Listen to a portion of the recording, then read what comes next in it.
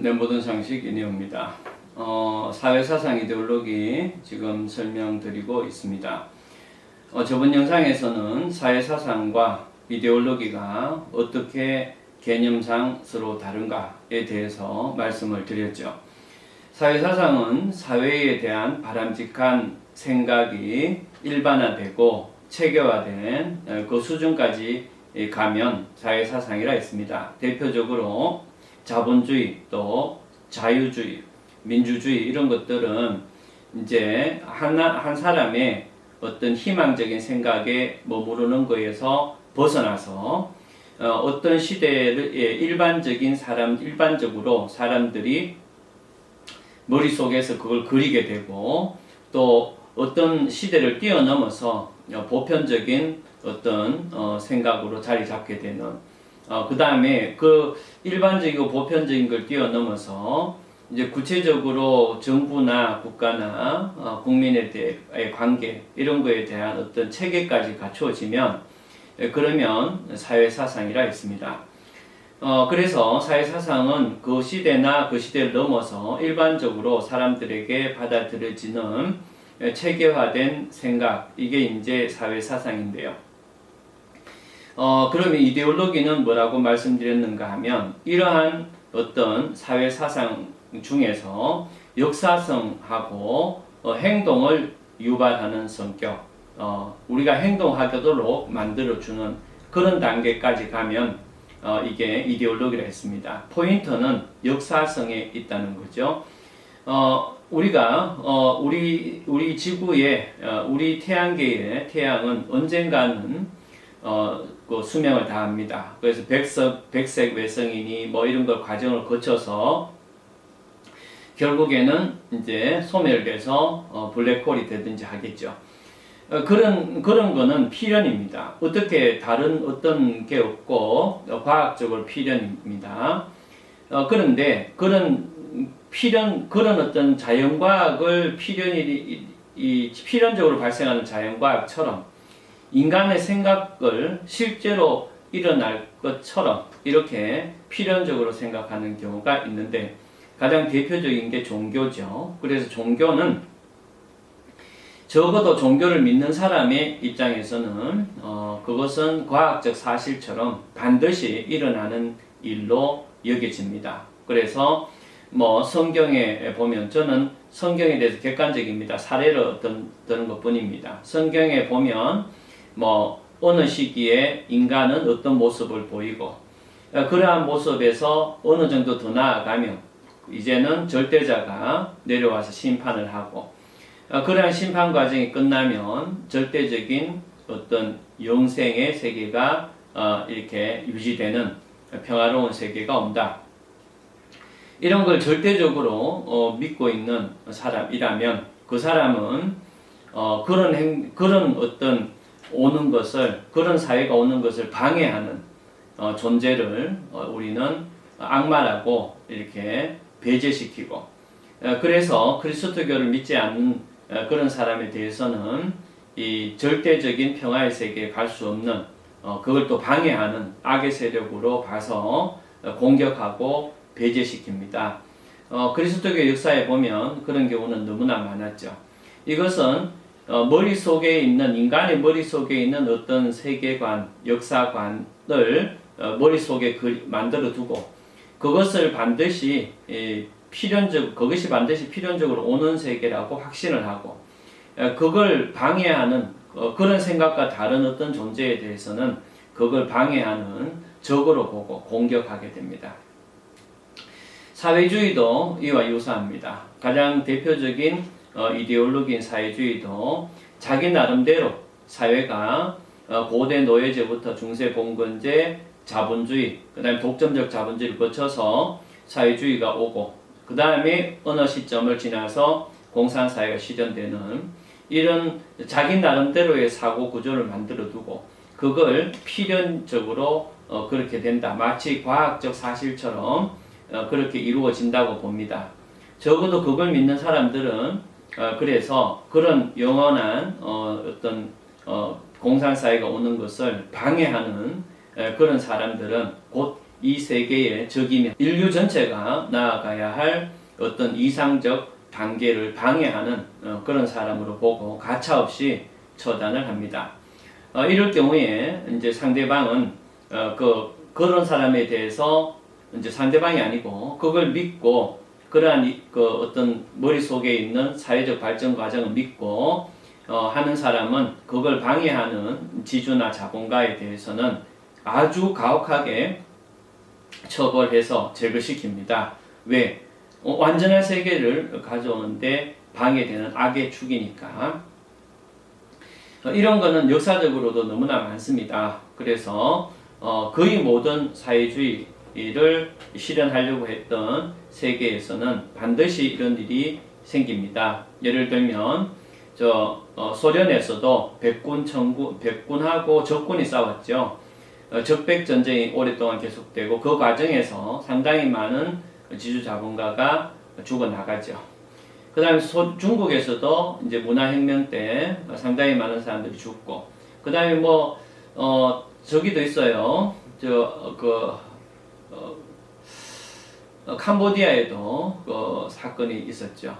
그런데 사회주의만 그런 게 아니라는 겁니다. 이데올로기는 대부분 그런 성격을 갖고 있습니다. 가장 대표적으로 나치즘이 있습니다. 나치도 일종의 이데올로기인데요. 아리안 종족, 자기 나름대로 깨끗하고 예쁘다고 생각하는 그러한 아리안족을 이렇게 설정한 다음에 세계는 적자 생존에 관계에 있기 때문에 아리안족이 가장 뛰어난 종족이고, 그런 종족이 세계를 통치해야 진정한 이상적인 세계로 좀 더 빨리 간다. 이런 어떤 역사관을 가지고 그거에 방해되는 모든 존재를 죽여나가기 시작하는데, 그래서 그게 바로 2차 대전이고 나치즘이죠. 이런 것처럼 이 사회주의만 그렇다는 게 아니고 일반적으로 어떤 이데올로기는 이런 역사에 대한 강력한 믿음과 그거를 실현시키기 위한 인간의 행동, 이런 것을 수반하게 됩니다. 그런데 이제 제가 지금 말씀드릴 것은 이러한 이데올로기의 문제점을 지금부터 설명드리는데, 이전에 이미 조금 설명이 이미 자연스럽게 된 거죠. 이데올로기는요, 기본적으로 사회사상 안에 들어갑니다. 그런데 사회사상이라는 게 다시 정리하면 바람직한 세계에 대한 머릿속의 생각입니다. 근데 여기에 이데올로기는 역사성과 행동성을 더 추가하는 거죠. 어쨌든 간에 이데올로기든 사회사상이든 바람직한 사회에 대한 이상적인 모습을 제시하는 겁니다. 제가 지금 나치즘이나 사회주의의 예를 들었는데, 또 어떤 아까 이제 그리스도교에서는 악마 개념으로 이제 자기들 생각과 다른 존재를 악마 개념으로 접근한다고 말씀드리기도 했습니다. 다시 말씀드리면 기본적으로 사회에 대한 바람직한 생각이 사회 사상이 되는 겁니다. 그런데 그 바람직하다라는 기준이 그야말로 바람직하지 않을 때도 많은 겁니다. 무슨 말인가 하면 사회에 대한 바람직한 생각이 사회 사상이고 거기에 역사성과 행동성이 부여된 게 이데올로기인데, 사회에 대한 바람직한 생각이라는 것은 자기들만이 그렇게 생각할 경우가 많다는 거예요. 예를 들면 독일이나 2차 대전 전에 바이마르 공화국에 독일 바이마르 공화국을 했잖아요. 그 당시에 나치즘은 적어도 그 사람들한테는 진정으로 바람직한 세계였지만, 다른 사람의 입장에서 한 발 물러서서 보는 사람 입장에서는 위험하기 짝이 없는 그러한 사상이 되는 겁니다. 또 사회주의도 어떤 사람 눈에는 굉장히 이게 바람직하고 좋은 사회로 보이지만, 하지만 한 발 물러서서 보는 사람 입장에서는 굉장히 위험하고 이상한 생각일 수도 있다는 거예요. 이런 것처럼 어떤 바람직하고 이상적인 사회에 대한 모습을 그리는 게 사회사상이며 이데올로기지만, 그 바람직하다는 것이 상황과 또 사람에 따라서 엄청나게 다르게 보일 수도 있다는 겁니다. 그런데 문제는 뭔가 하면 그 이데올로기에 한번 빠지면 한번 물러서서 보는 게 쉽지 않다는 거예요. 여러분들 생각에서는 아니 인간이 바보냐, 그렇게 멍청하지 않다, 이렇게 생각을 해서 늘 우리가 객관적으로 볼 수 있으리라고 생각하지만 실제로 똑똑하다고 이렇게 소문이 난 독일도 적어도 나치 시대에는 전적으로 나치를 믿고 수많은 사람을 죽이는 전쟁까지도 서슴지 않았던 거죠. 그 다음에 중국이나 또 중국의 문화혁명이나 또 캄보디아의 학살 사건, 이런 사건들에서 봐도 적어도 그 당시 사람들은 그거를 진리라고 믿고 움직였다는 거예요. 그래서 우리는 그러면 그런 사람들보다 더 현명해서 언제든지 한번 물러서서 볼 수 있는 능력이 있느냐? 잘 없을 수도 있다는데 이 이데올로기의 문제점이 아주 많습니다.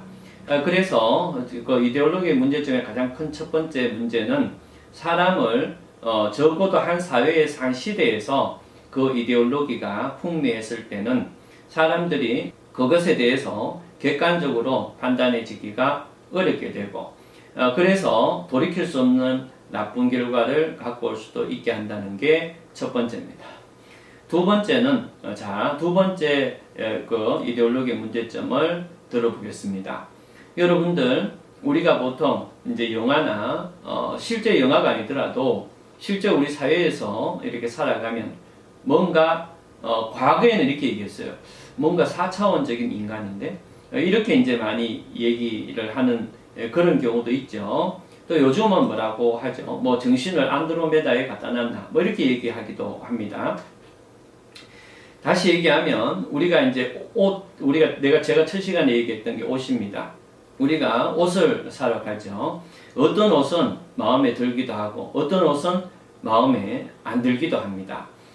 자, 그래서 이렇게 마음에 들고 안 들고 라는 것은 우리 머릿속에 완전한 옷에 대한 완전한 모습을 갖고 있다는 거죠. 그러니까 우리는 누구나 다가 어떤 행동이나 어떤 판단을 할 때 머릿속에 완전한 모습을 그리고 판단을 합니다. 그것이 의식적으로 내가 완전한 모습을 그린다 아니고 그린다라는 것을 의식하든 의식하지 않든 우리는 어떤 것이 좋다 나쁘다 라고 판단할 때는 나름대로 완전한 모습을 갖고 합니다.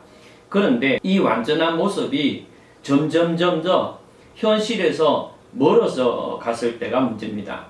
현실에서 점점점 멀어지게 되면 그 완전한 모습이 다시 완전한 모습을 갖게 되고 완전한 모습에 다시 완전한 모습을 자꾸 쌓아가게 되면 현실에서 전혀 벗어난 결과의 행동을 하게 된다는 거죠.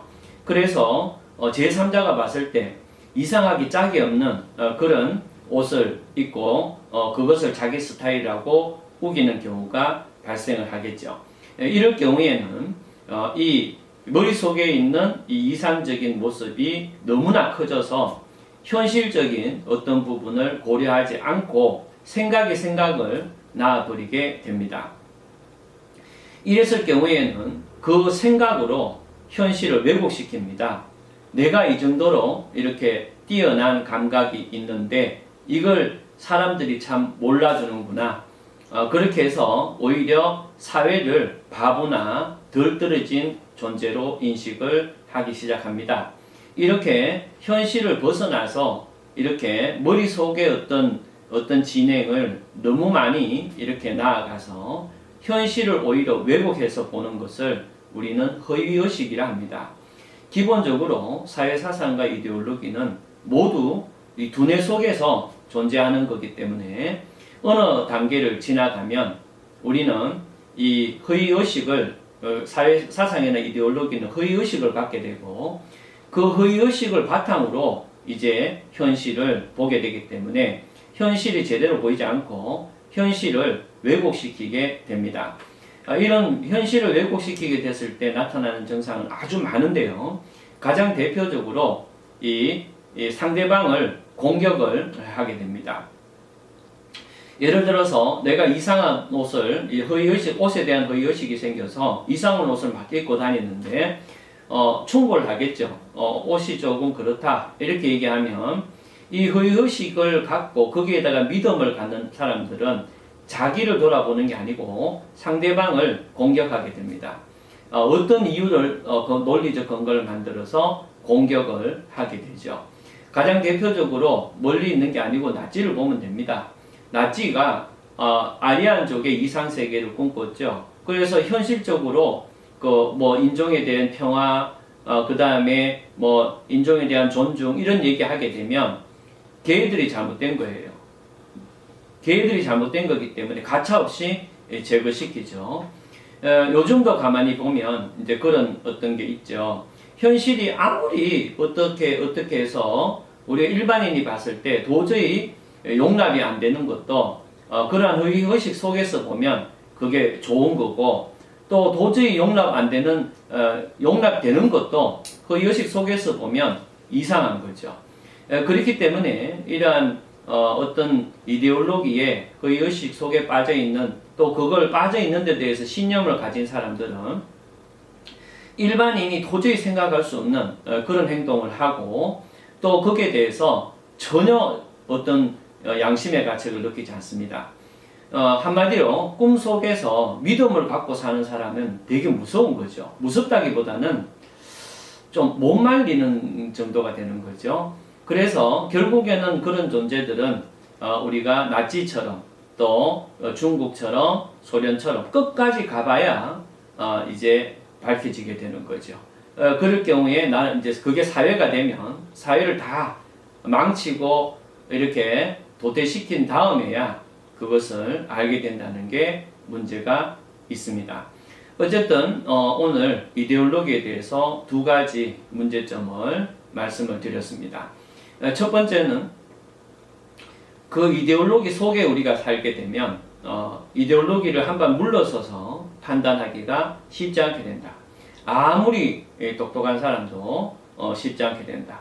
두 번째는 이 사회 사상 이데올로기에 허위의식이 이렇게 덧붙게 되는데, 그런 허위의식에 대해서 강력한 믿음이 이렇게 생기면 자기의 어떤 문제점에 대해서 전혀 인식을 못한다. 너무나 당연하게 우리가 옷을 되게 이상하게 입고 다니는 사람은 오히려 그 옷에 대해서 믿음이 생기고 자기만의 어떤 독특한 정의관에 빠져 있을 가능성이 높고, 그것에 대해서 그걸 바탕으로 현실을 왜곡해서 인식을 하고, 거기에 대해서 이의를 끄는 사람은 가차없이 제거하면서도 전혀 양심의 가책을 느끼지 않는 상태가 됩니다. 오늘은 그 이데올로기의 문제점에 대해서 설명을 드렸습니다. 자, 그러면 다음 시간부터는 이제 이데올로기 하나하나 체크하겠습니다. 그래서 자유주의, 개인주의, 자유주의 이거 할 거고요. 그 다음에 자유주의도 이제 약간의 어떤 내용이 있어요. 그런 거 한 서너 개 더 하고, 그 다음에 자본주의 하고 사회주의 나가고 쭉 가서 뭐 나치즘이라든가 낭만주의, 과학주의 이런 거 차차 다루도록 하겠습니다. 자, 그러면 다음 영상에 뵙도록 하겠습니다. 감사합니다.